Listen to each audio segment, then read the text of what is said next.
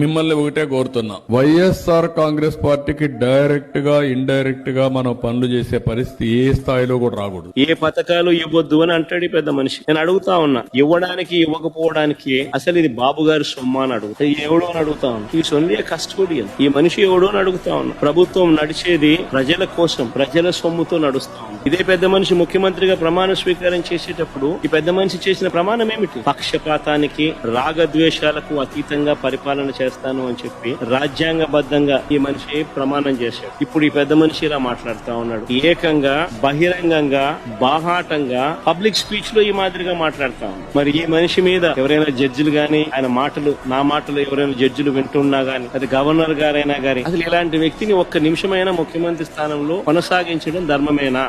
What kind of message is sending? ఏ రకమైన మాటలు మాట్లాడుతా ఉన్నాడు ఈ మనిషి? ఇలాంటి వ్యక్తులు ముఖ్యమంత్రులుగా ప్రమాణ స్వీకారం చేసి పరిపాలన చేయడం అన్నది ఏ రాష్ట్రానికైనా శ్రేయస్కరమా?